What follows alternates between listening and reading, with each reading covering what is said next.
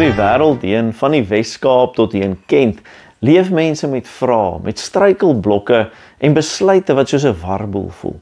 Ons almal kom op plekke en tye wanneer ons wonder, hoe gaan ek hierdeur kom? Hoe gaan ek dit regkry? Verlede week was daar 'n berig oor 'n onderwyseres in Gaza, wat ondanks die chaos rondom haar daagliks 'n geïmproviseerde klaskamer oopmaak vir kinders. Daar's geen elektrisiteit nie, geen sekerheid oor hoe veilig die dag gaan wees of hoe dit gaan eindig nie, maar sy staan vas. Nie omdat sy alles onder beheer het nie, maar omdat sy haar vertroue in 'n groter doel stel. Haar fokus is nie op die gebrokenheid rondom haar nie, haar fokus is op die God wat hoop bring midde in dit alles. En dis waaroor geloof gaan. Dawid het dit verstaan. Terwyl almal in die gevegslinies na die gevare en die groot probleem gekyk het, het Dawid gekyk na die God wat bo oor hulle almal kyk en hy die naam van die Here aangeroep. Geloof vra nie eers, wat is my kans tot sukses, of gaan ek dit oorleef nie. Geloof verkondig, my God is getrou, al verstaan ek nie wat voor lê nie. Maar soms verander God nie die situasie nie. Dalk gee hy nie dadelik uitkoms nie. Dalk bly die siekte of die seer. Dalk bly die onsekerheid oor my toekoms. Of wil die verwagte antwoord net nie kom nie. Wat dan?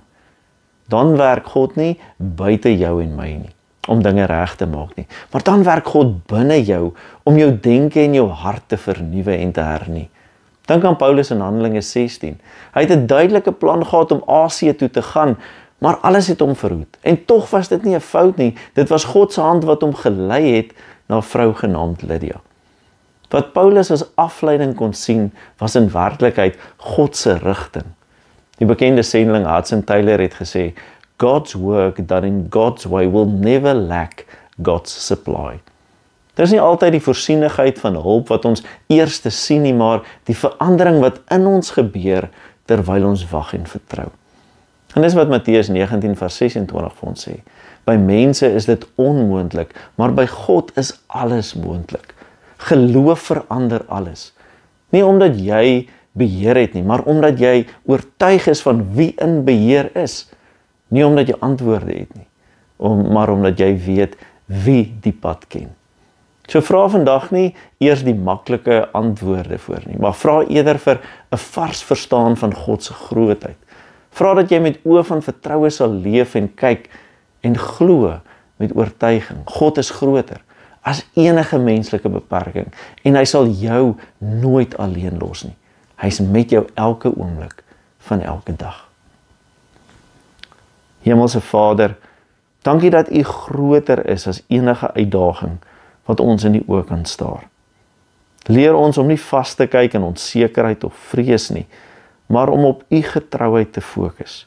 Verander ons harte, waar U nie ons omstandighede verander nie. Herbou ons denke, waar ons moedeloos voel. Help ons om U wil bo ons planne te kies.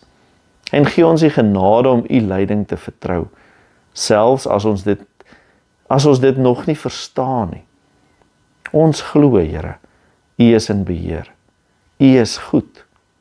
En laat U vir ons alles ten goeie meewerk. Ons rus is in U grootheid, U liefde en U genade. En ons bid en pleit dit alleen in Jesus ons Here se naam. Amen. Dankie dat jy ook vandag ingeskakel het en ek wil jou aanmoedig. As jy weet van iemand wat hierdie boodskap sal waardeer, wat soms so voel asof hulle in 'n warboel leef, deel gerus hierdie evangelie, hierdie goeie nuus met hulle. En kom ons ondersteun mekaar in die naam van die Here. Tot volgende keer. Totsiens.